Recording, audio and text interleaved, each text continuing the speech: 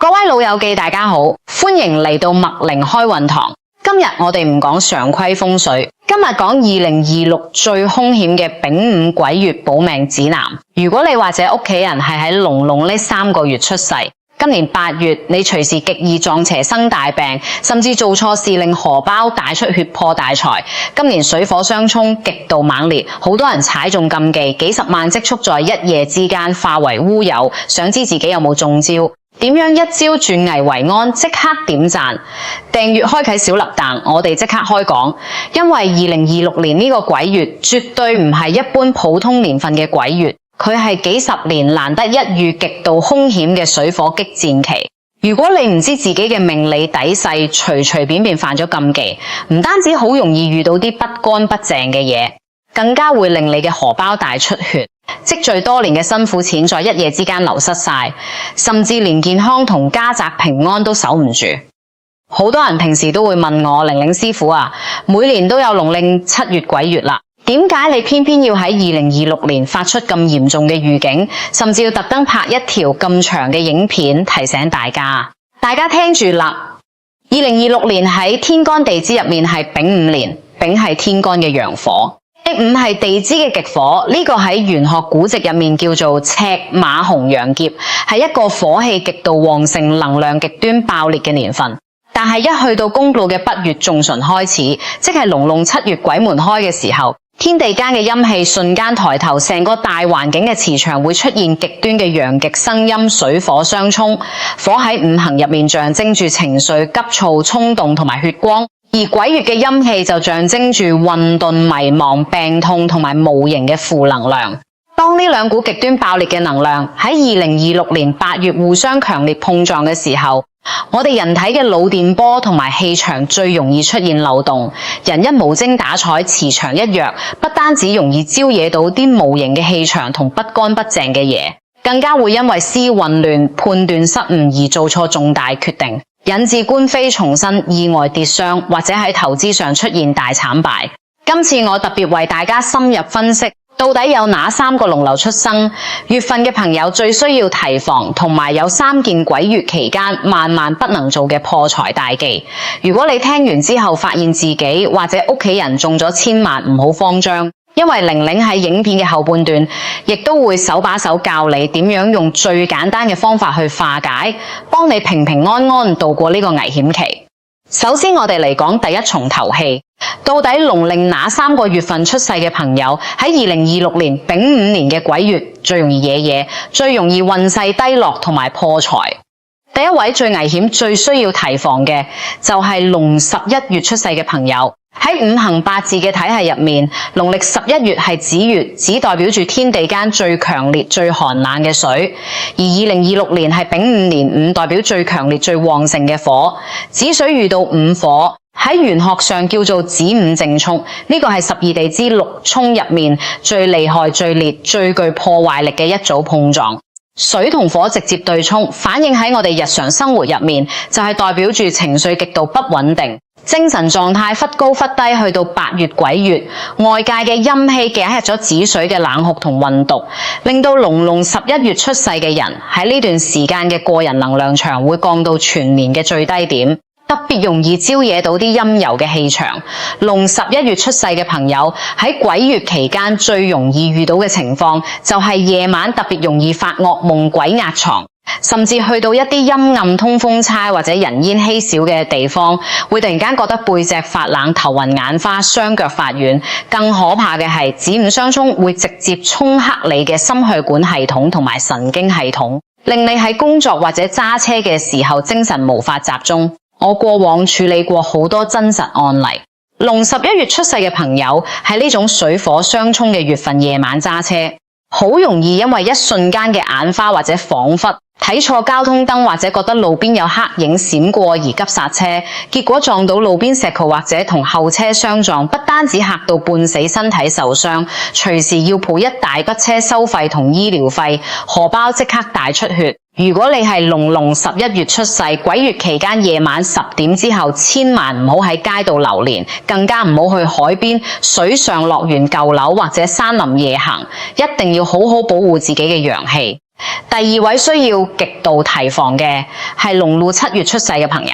農曆7月本身就係我哋俗稱嘅鬼月，喺呢個月份出世嘅朋友，往往天生感應力就比普通人強，五感特別敏銳，甚至有人俗稱叫做八字比較輕，能量場比較透光，或者天生有陰陽眼嘅傾向。平時可能你只係覺得自己直覺好準，去到奇怪地方會心跳加速。但係去到2026年丙午年嘅鬼月，因為外界極端嘅水火激戰，會徹底打亂你原本嘅能量平衡。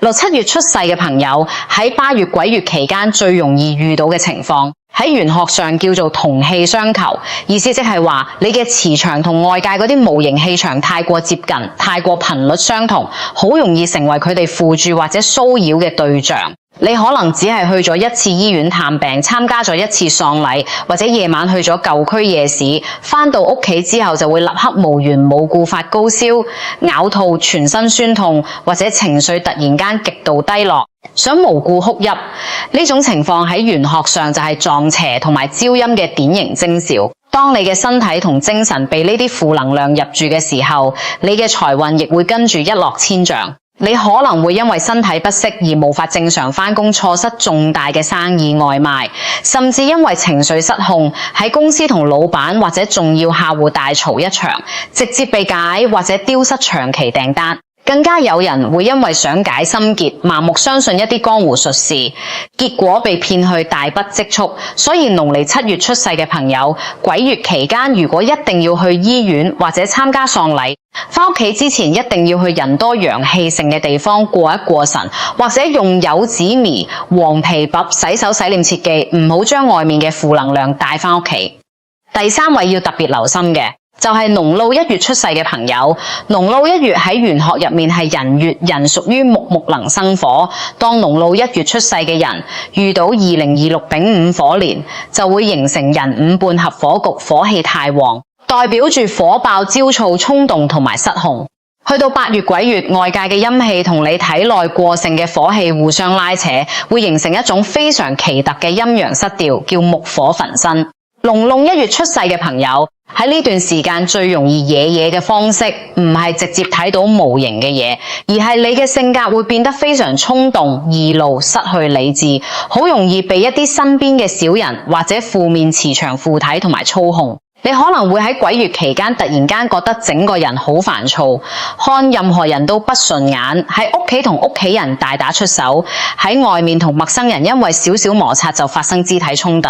引來官非非甚至入獄。更嚴重嘅係火氣過旺，會讓你產生過度嘅自信同盲目嘅貪念。農曆1月出世嘅朋友喺呢個鬼月極度容易落入詐騙集團嘅陷阱，或者喺股市、加密貨幣、房地產市場入面衝動投機，甚至開高坑做賭注，結果一落手就買喺最高位，隨時幾十萬甚至上百萬嘅積蓄，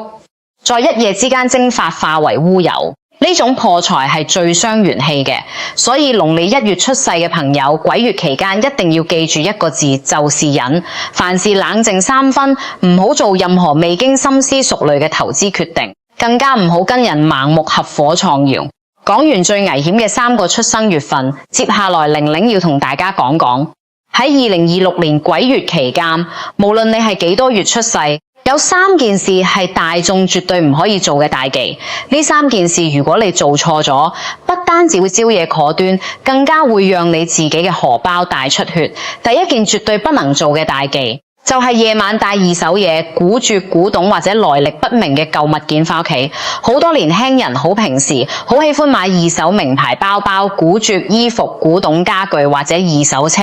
但我同大家講，物件係有記憶嘅，喺玄學入面呢個叫做物體殘留氣場。二手嘢或者舊物，佢哋長期接觸前主人嘅氣場上面，往往附住咗前主人嘅喜怒哀樂病氣，甚至係前主人臨終前嘅負面能量同怨氣。去到8月鬼月，空氣入面嘅陰氣最濃烈，呢啲舊物就最容易成為無形氣場嘅寄居所同埋避風港。如果你喺鬼月期間，特別係夜晚7點太陽落山之後，將一啲二手古著、二手包包或者舊家具買返屋企，你等於係將一個未知嘅負能量源頭直接搬入自己嘅命理、玄關同埋財位。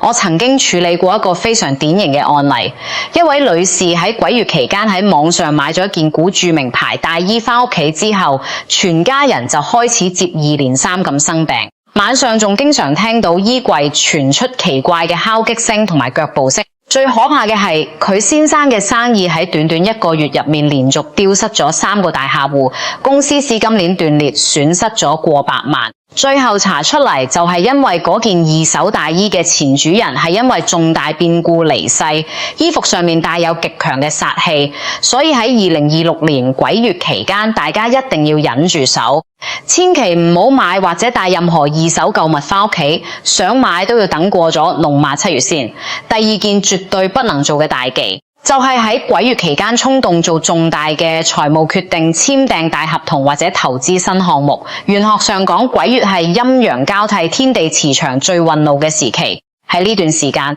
人嘅大腦同思維往往會受到運毒氣場嘅影響，出現所謂嘅鬼月迷魂局。你平時好清醒、好精明嘅頭腦，喺鬼月期間好容易變得盲目跟風、聽信鬆言或者極度情緒化。特別係2026年丙午年水火相沖嘅力量非常強大，好多看似前景一片光明嘅投資項目、股票內幕消息、回報率極高嘅理財產品或者合作生意，背後都隱藏住極大嘅陷阱、合約漏洞同埋詐騙局。如果你喺8月鬼月期間衝動咁簽下購房合同、商業合作後議，或者將大筆資金注入未知嘅市場，甚至借錢俾朋友，你十有八九會遇到騙子不誠實嘅合作夥伴，或者市場突然間大逆轉。呢種做錯決定帶來嘅破財往往係致命性嘅，甚至會讓你背負重重，財無半生不得翻身。玲玲建議大家任何重大嘅財務決定，最好拖延到農曆8月，即係公後嘅9月中旬之後，等天地磁場平復，自己頭腦清醒嘅時候再做決策，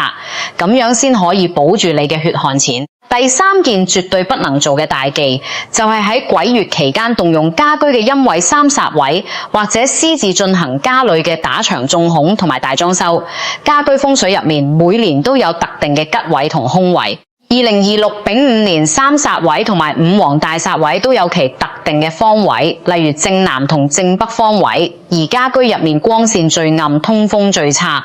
平時很少有人活動嘅角落就係俗稱嘅陰位。喺平時如果你動一動呢啲位置，可能只係小心病或者心情不好，但係喺鬼月期間天地陰氣最重，如果你喺屋企嘅陰位或者煞位打牆、種孔動土，甚至大範圍搬動重型家具，你就係直接驚動同埋煞氣爆發。煞氣一被驚動，最直接嘅受害者就是屋企入面體質最弱嘅人，例如老人家同小朋友。佢哋會立刻出現急性疾病、意外跌傷，甚至需要住進重症病房做手術，醫院嘅費用動用成千上萬，這就是典型嘅因犯煞而導致嘅荷包大出血。另外，動咗家居陰位亦會直接破壞你屋企嘅財富風水，導致全家人嘅財運出現漏斗，收入減少，支出暴增，意外賠償不斷。所以喺鬼月期間，家居環境宜靜不宜動。任何修行、裝修、安裝冷氣或者大型家具嘅搬動，都請務必忍一忍，等鬼月過咗之後再獲吉日進行。聽完上面講嘅危險月份同埋3大禁忌，我相信好多朋友此刻心入面都會有點擔心，甚至開始緊張自己或者屋企人會唔會中招。大家千祈唔好驚慌。玲玲成日同大家講，知命才可以改命。防患於未然才是玄學嘅真正智慧。既然我哋提前知道你2026年鬼月嘅危險所在，咁我哋就有一套完整嘅化解防身法，幫大家平平安安化煞招財。首先，玲玲教大家一招最簡單最有效嘅過人護身法。喺8月鬼月期間，大家出門嘅時候，可以在隨身嘅手袋或者口袋入面放一個小紅包。紅包入面放3片乾淨嘅扁柏葉或者小許粗鹽，紅包代表陽氣同赤誠。粗鹽同扁柏葉喺玄學上具有極強嘅化煞、辟邪同淨化作用，可以喺你身邊形成一個微型嘅防護磁場，